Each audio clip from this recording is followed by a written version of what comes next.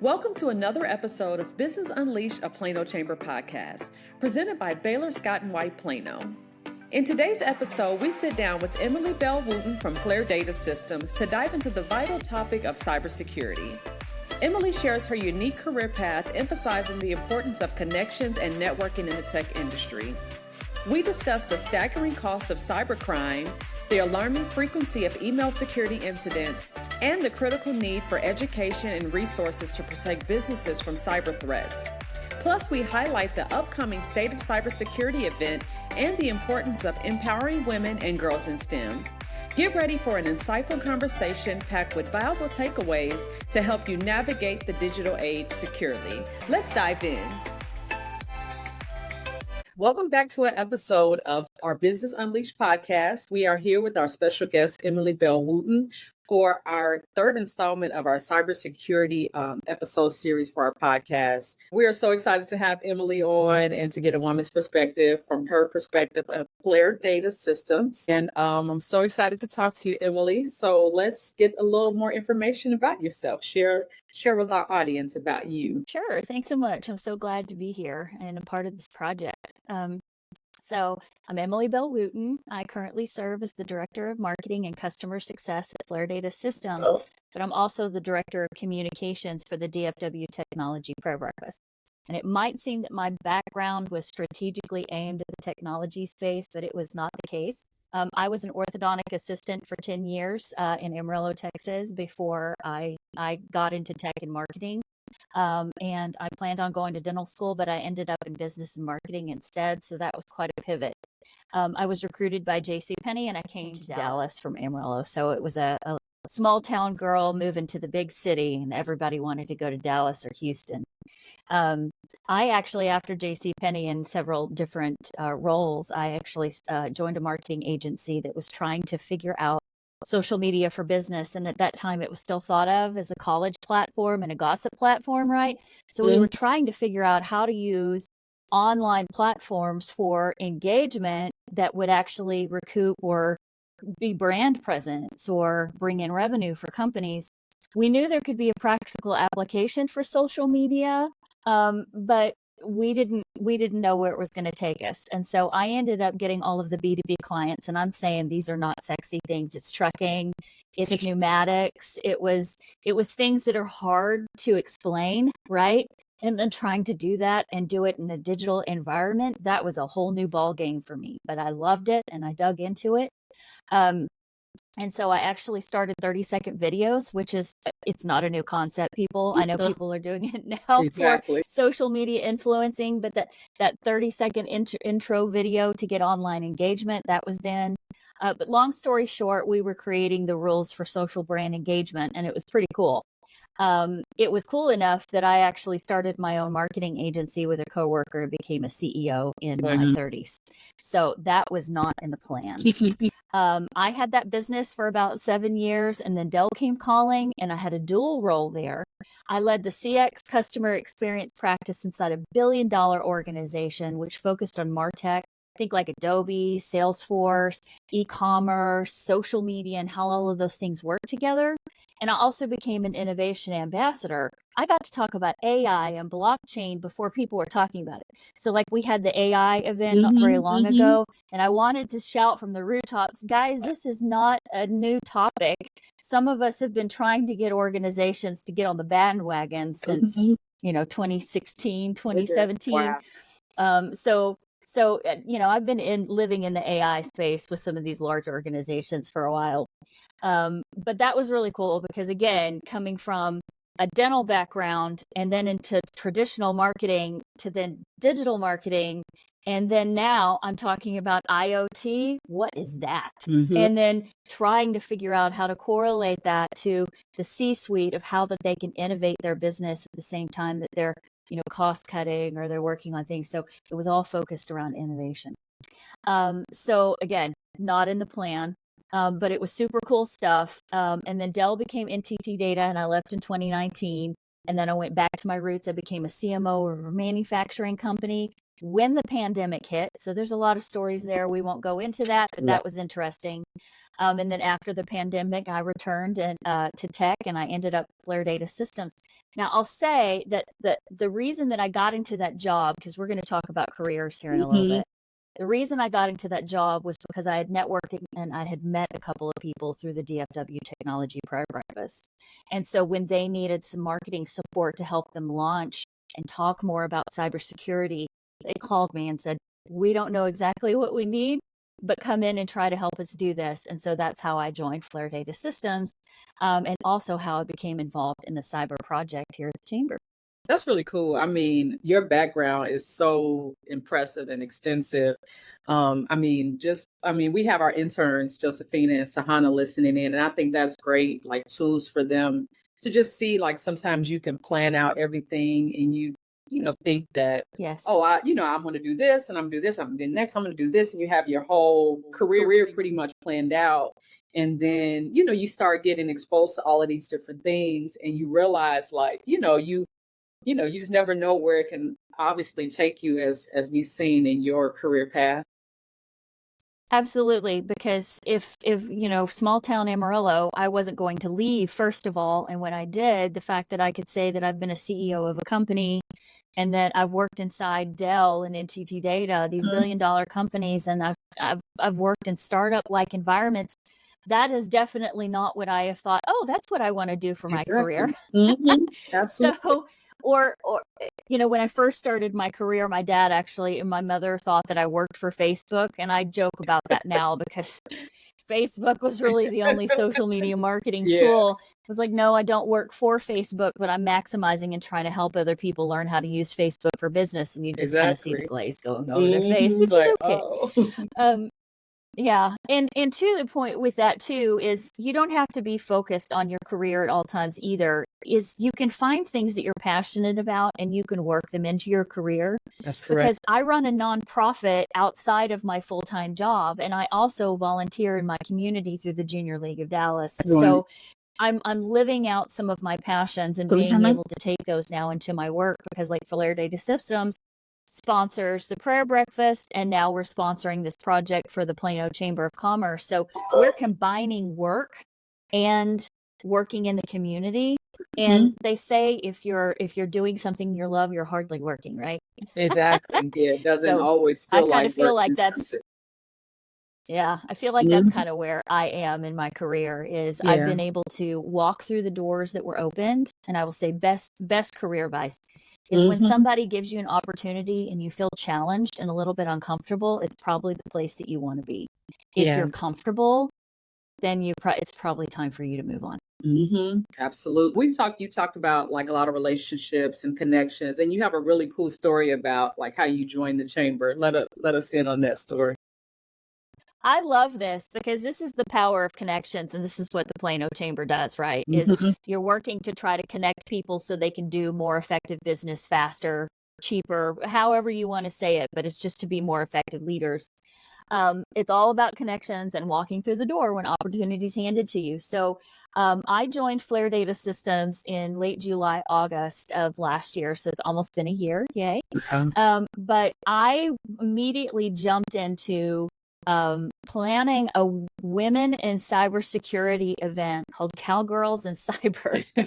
And I knew 0 people in cybersecurity and definitely 0 ladies. So you take technology and then you take cybersecurity and then you take men in cybersecurity and then you've got women in cybersecurity. You're really narrowing the gap. Very. So I thought, okay, I've got to put this event together and I've got to go find the ladies to get into this event. So I actually went to the SSA conference at Collin College, and it's a local networking group for students and cyber professionals.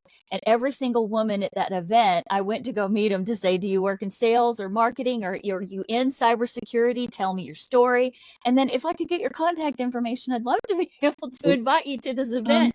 So I very quickly tried to find everyone that I could connect to in cybersecurity, specifically, of course, and female too. You will find a lot of my theme of who I support is women, trying to get women out of poverty, get them educated so that we can, because we raise all boats, right?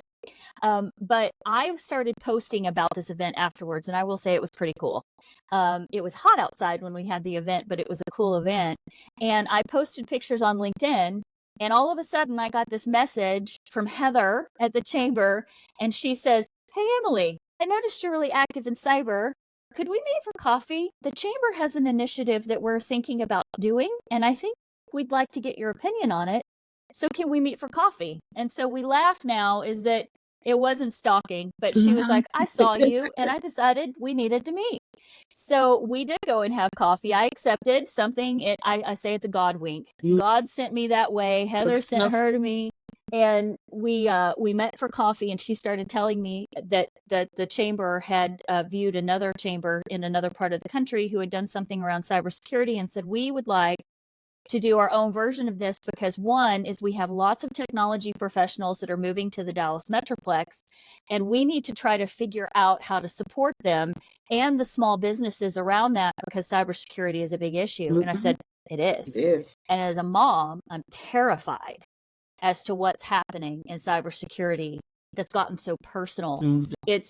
It's definitely focused on business, but they're using you as a person and your kids and things that you know and your voice and your video and creating fake people because we're all posting on social media. So we're giving them the rights to read our book is what I'm saying. And then they come and they use that against us. So anyway, so Heather and I had coffee and I bought in immediately to this idea. But the idea was that I had to then go back to Flair Data Systems and say, hey guys, I have an opportunity on the table. So Flair had been around for 100 years and in the Plano area, we're local. We work with the businesses around here, but they had never been a part of the chamber. And I said, hey, this is going to be a valuable resource. Yes. I will help write it. I will help coordinate this. But I feel like this would be a really good thing for us to do for the community. And they bought in. So we became a part of the chamber for the first time in the 35 years of Flair Data System being Flair Data, part of the Porter Burgess companies.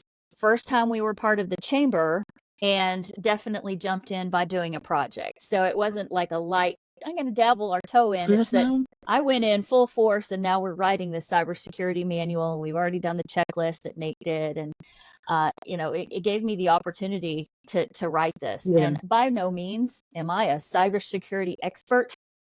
But I am a consumer of products and I am definitely a target.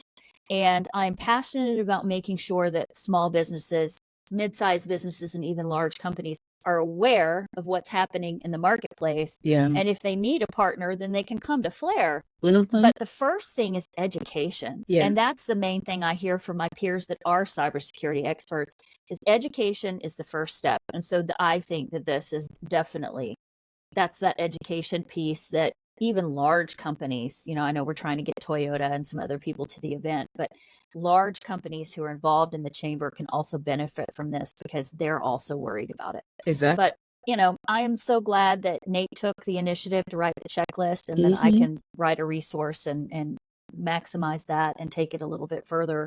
And again, it just makes me mad what's happening in cybersecurity. And if you don't mind, on that, I'm actually going to share a couple of things that I have found that are just like we shared in our other 2 episodes. Alarming.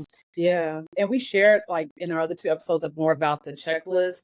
But it'd be really good to get into some, statistics and different things of what we can expect in the security manual because, like you said, we're all at risk. And the best way that we can, stop the bleeding of the risk is to be informed about this information that you're going to share.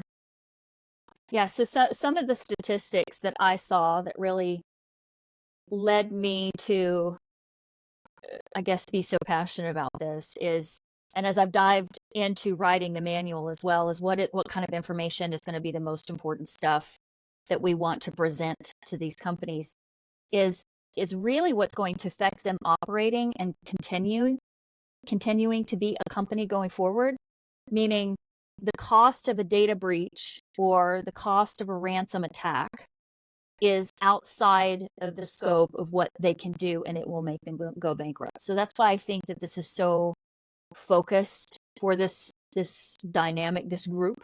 And so here's some things, and maybe what we can do is we can kind of do a little graphic or something that we can share with people we too. can put it in our show notes. Things like this will be in the manual. Want to come back to it. Yeah, y'all don't have to remember these things. We're going to come back to them. They'll be in the manual, something close to it, but it should be enough that motivates you. Is to come to the event in August, on August 23rd, and also to get the manual, because it's going to be a free resource from the Plano Chamber.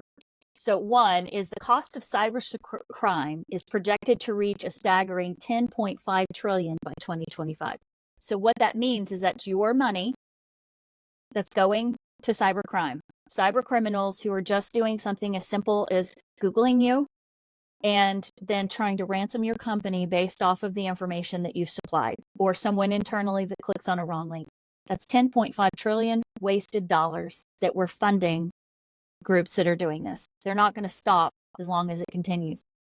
The average cost of an organization detecting and escalating a data breach is $1.58 million. So think of you as a small business, you get ransomed and you want to try to fix this. Do you have $1.58 million sitting around? Yeah. I don't know about you, but I don't. Yeah. So this is devastating for your business. Yeah. So there are key things that we'll do in the manual that lets resources so that it can make sure that you are not one of those people. I would say with that is an alarming 94% of organizations, it's 94%, have reported email security incidents. Now that's if they know about it, and that's 94%. That's crazy. Crazy.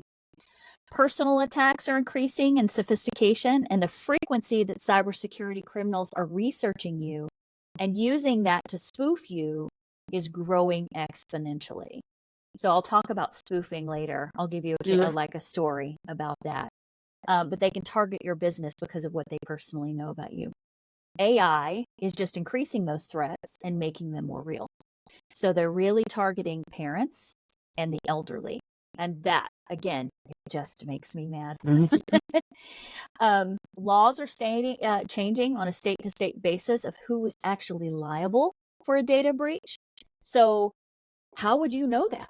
It's going to be local government resources, or is it you partner with someone like Flair or Care Technologies that helps you understand this? Is there a software provider near you? Or is the software provider that's giving you the software, say your POS system, your email provider, do you think that they're safe enough? So if they get breached, is it your fault?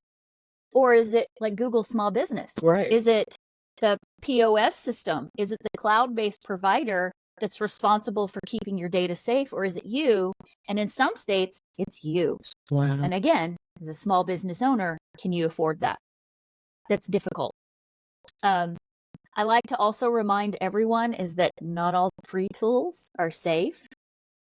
There will be something when you buy in, you give them permission to monitor something or use something. So there's always going to be a benefit for them. So be careful with TikTok or anything that manages your money. Make sure you change your passwords every 30 to 60 days and don't use the same one across channels. If you're in your bank and your social media channels and your American Airlines account and whatever, if they're all the same password, that is a direct line to your bank account. Every day. Just try to stop that. Everything is there. And then last point is you can't do it alone. And I hate to say that, but it's exponentially changing because of technology. There isn't any way that even us as providers, we're having to be extremely diligent with what we're keeping up with, because cyber criminals, you stop them here, they're going to try to come over here. You stop them here, they're going to come over here. So there's just too much to keep track of. And so we don't want to be the doomsdayer here, but it's going to keep rapidly changing. This is not going to go away. This is not the time for us to stick our heads in the sand and ignore it. It will continue, and inevitably it will happen to you. And we don't want it to. So that's why we'll give you the best resource that we possibly can, and then give you the contact of people who will know more than you do currently. They can help you through that. And that's just a few of the statistics that we're facing, because cybersecurity is just such a huge growing concern. And I'd say as mom and dads, we all play a part in Yeah. protecting us from threat actors from achieving their goal.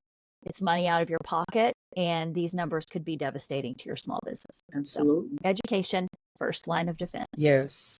I mean, that's like great information because, so many things that, especially when we, have a mobile device where we're doing, of course it's convenient because it's like, oh, things on my phone. I can just access everything on my phone, Yep. Immediately, no matter where I am. But it's so many, things that are leaving us, out there that, that we use every day that we have no clue when we join that free Wi-Fi at the mall because, the service may be bad. That Yes. we're giving, access to all of our personal information.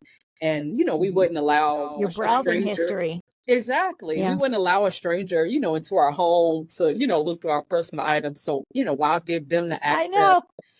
It's the same thing. Why Yeah. give them the access to, look at all the personal Yeah. data that I keep stored on my phone, Yeah. Yeah, we don't. And Yeah, especially absolutely. when it comes to our kids. I mean, that's Mhm. just, you have to think of it as you're protecting your wallet and Yeah. you're protecting your kids. Absolutely. Because recently I have a It's a lot. 13-year-old and she has a TikTok account. And just this past week, she Oh. was banned on TikTok because and it is for her own good. But TikTok has a new, they put it in place that if you're 13 or, under 16, you don't have access to any direct messages anymore. Certain people can't comment under your videos. They put a lot of good parameters in place. And she was so upset. And I was saying that, trying to explain to her that this is for your safety, although you may not be using it, in this way, or you may not be speaking to people online that you don't know. But some, teenagers your age are, and it's for your own safety. Join us for the State of Cybersecurity Luncheon on Friday, August 23rd from 11:30 a.m. to 1 p.m. at the Marriott at Legacy Town Center. This event is your chance to dive into the crucial topic of cybersecurity in today's digital age. We'll also unveil our comprehensive cybersecurity guide, co-sponsored by Flair Data Systems and Care Technologies, packed with practical strategies and best practices to boost your cyber resilience. So whether you're a CEO from a small to mid-sized business, a bank, a hospital, a tech company, or educational institution or more, you don't want to miss out. Tickets are now on sale at planochamber.org. Secure your spot today and stay ahead of the curve. We look forward to seeing you on August 23rd at Marriott at Legacy Town Center. Share with us some information about how our listeners can, keep in contact with you and, connect with Flair Data Systems. Sure. So Flair Data Systems is actually is part of the Porter Burgess portfolio, and they've been around for over 100 years, which is pretty amazing to me. If you look at our logo, you'll notice that it kind of has a little fan on it. That's actually a speedometer, and people don't understand that. It's because when the first cars came out, they didn't have speedometers. And so Flair Data Systems started putting speedometers into the first cars. So since then, they diversified their portfolio, and Flair Data Systems was an acquisition that we fully leaned into 35 years ago. So they've been selling data hardware since 1982. So Flair has designed, engineered, and actually installed and maintained data networks for over 1,000 organizations. And it's interesting to me that a lot of people still haven't heard of us. We focus on helping clients with their digital transformation. And I know that's a big word to people. What does that mean? But we're specifically in the collaboration area, unified communications, networking, cloud, infrastructure, data and analytics, and cybersecurity. And we serve clients in Texas, mainly in the DFW Metroplex, but we also have offices in Colorado. I like to simplify it and say, basically, if you have data, you need to store data, move data, or secure your data, call Flair Data Systems. So there you go, the simplified. When I joined in August, what I appreciated most about it is that I really feel like they're driven by a focus on earning and retaining customers. They develop long-lasting relationships. And during my period of time there, I found that there's one of our customers that's been with us the full 35 years, which is so great. Wow, that's impressive. But once you get in, it's a long-term commitment because we we're going to develop a relationship with you so that you can tell us about what's going on in your life, but then also tell us the struggles you're going through on a technology aspect. And the fact that we've diversified our offerings over the years to be focused on data and analytics was, as we know, is huge. It's what's driving most of technology now. And then cybersecurity is securing all of that data that's happened. So again, data, move it, store it, secure it, call us. But it's really about that. It's that our relationships matter. We're going to do the right thing for our clients. And then in some cases, we actually let you try us out before you buy, per se, like we do POCs. And that's because we have a wide range of vendor partners that we work with who are excellent in the marketplace. And because of that, we can offer some sort of a POC that gives them insights into their current environment, and then we'll tell them where there's an issue. And then they already have like an action plan for where we can go and where they can budget. And that's more of a consultative approach to technology and IT rather than just saying, well, you need it, so buy it. So we're not those guys. But I really appreciate the prioritization of relationships and the fact that we are local. We are in Plano, we're in Tyler, Texas, we're in Decatur, and then we move kind of up and have some customers in Oklahoma, but definitely have a presence in Colorado. So we also have 2 vCISOs. And if you don't know what a vCISO is, I'll talk about in the manual as well. It's a virtual cybersecurity, like cyber information security officer. So we have 2 of those that we could use on a fractional basis for companies that can come in and advise a current CISO, or let's say that they only have a CTO or a CIO and they don't have any cybersecurity expertise. They can have come in and they can consult around that. So we've got Jessica Nimmer. She's a very dynamic speaker. She'll be on stage at the conference on August 23rd.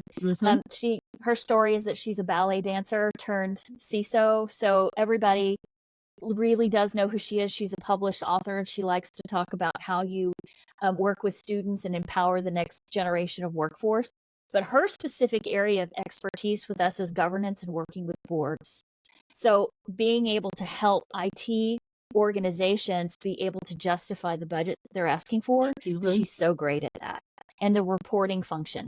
And then we've got Brent Forrest, who's more of the tactician. He is so great with all of our partners and the actual technology that's going to stop or fix a breach from happening. Brent's your guy. He is just so smart.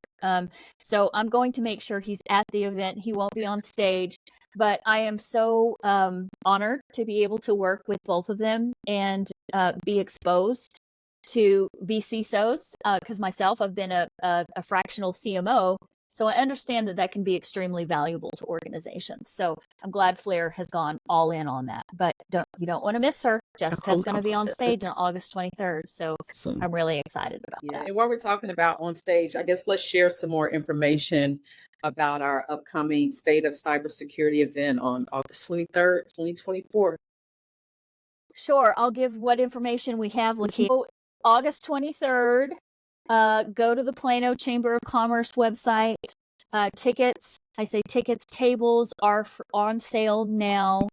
Yes. We are also encouraging, from Flair's standpoint, I'm reaching out to all of our partners and trying to get them to purchase tables as well, so that there's a really good background of people in the room that are focused on cybersecurity that people can network with.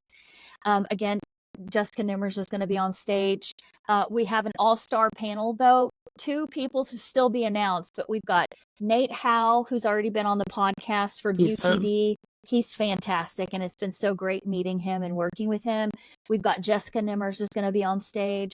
Bob Kerr, who is also sponsoring the project, he's going to be on stage answering questions.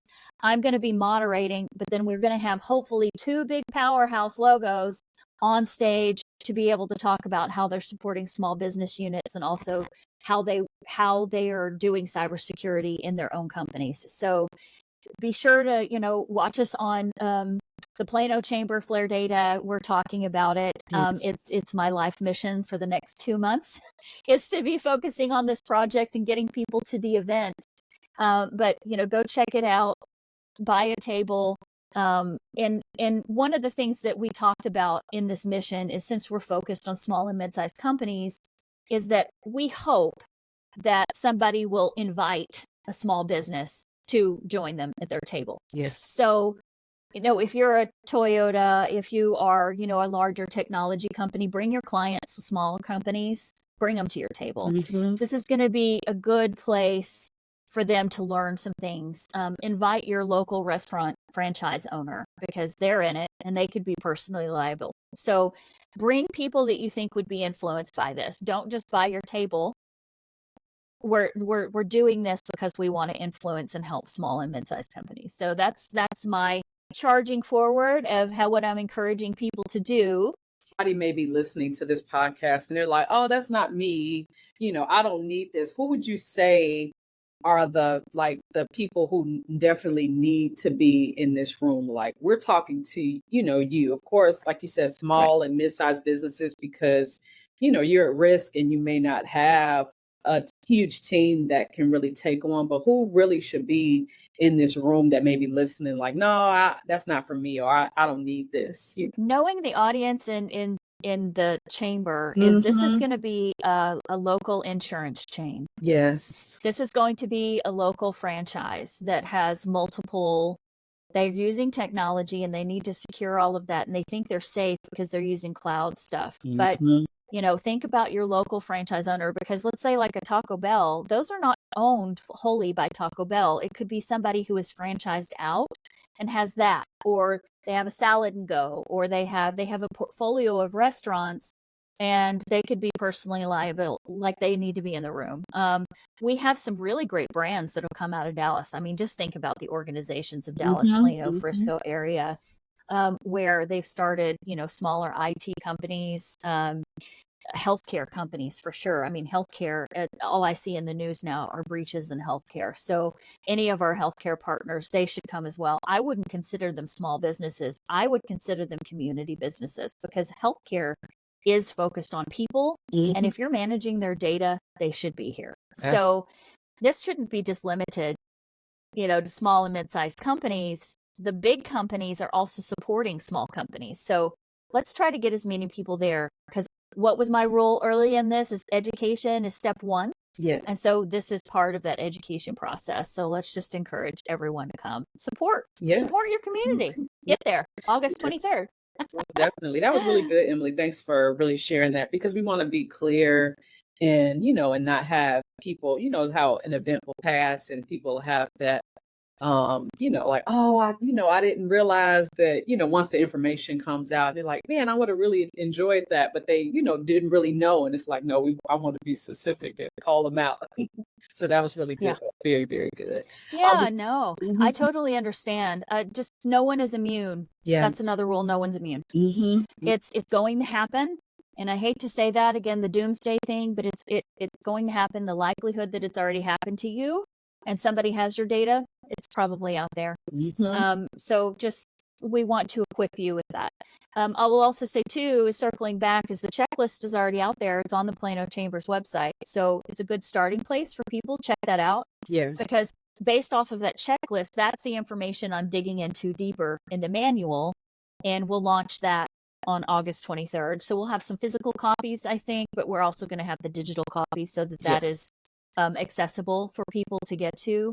And then again, the resources, I want to mention that too, because UTD, Nate mentioned, is that they're offering a free, the students will be doing cybersecurity. Yes. And a cybersecurity assessment. So that's very specific. I don't know what the process is yet for people to sign up for that, but Nate and the students are going to be engaged in that. Flair Data Systems offer and care.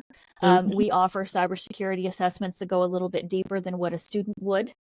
So it's a great natural progression is to do that and sign up for it. So it's a free resource. And then partner with some of the partners of the project so that we can help you take the next level and make sure you're secure. I'll also say too, is circling back, is if you want to get a hold of me, again, my name is Emily Bell-Wootten. I'm the Director of Marketing at Flair Data Systems, but we have an entire group of sales team that are always out into the community. They'll be there on August 23rd. But if you want to check us out, our website is flairdata.com, or you can email me at marketing@flairdata.com, and I'm going to make sure that I get you into the right place. And if we don't do it, we got a guy who does. So we're going to make sure that you're taken care of. Most definitely appreciate that. And before you go, I know I want to circle back. Earlier, you talked about your passion for women. And, while we have you, we want to just ask you a question about, well, a few couple of questions about like women in tech. If no, first Sure. question is, and you can ask them both at the same time if you want. But first question is, if you have any experiences or challenges that you've experienced as a woman in tech. And the second part of that is, what advice would you give a woman who's thinking about going into the more technical field? Some advice that you can give them, or things that you've seen in your career. Yeah, I appreciate that. So again, I think back to my background is I wasn't planning on being in tech. It would have been the furthest thing from my idea. But the fact that there have been a couple of people in my past career is that they must have seen something in me because I had value. Let's say that is one is identify what your value is and really dig into that. And I got actually some really great advice from Mark Stone, who is the CISO of the A&M system. And so he's got a pretty big role, but he was a speaker at the DFW Technology Prayer Breakfast 2 years ago. And when I was on stage with him and talking to him before we went on stage about his questions to interview him and do a Q&A panel after he spoke, he said, advice for everyone, not just women, is pick a lane and be the best you can be in that. And you don't have to be everything for everyone all the time. Stick to that. And the people who are looking for you will find you.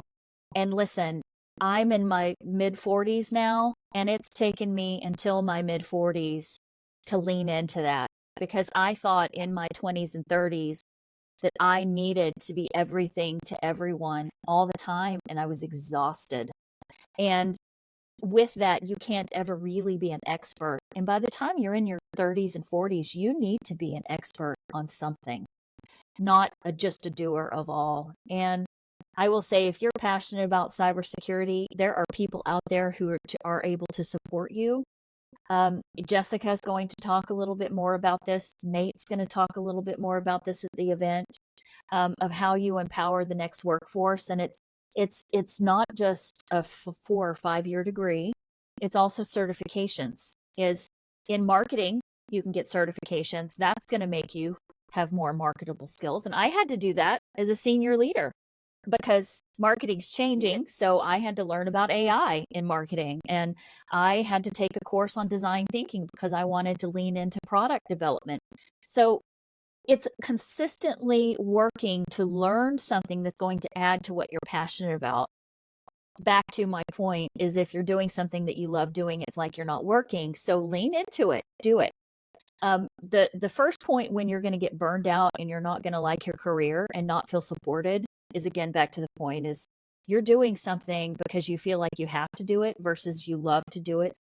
So it's going to take some work. It's not perfect, but as students, don't let somebody tell you that you can't do something. And it starts as early with girls, specifically in 2nd and 3rd grade, when they start entering STEM classes and they tell the boys to go over and they'll enroll them in the STEM classes, but the girls go to art classes or something else.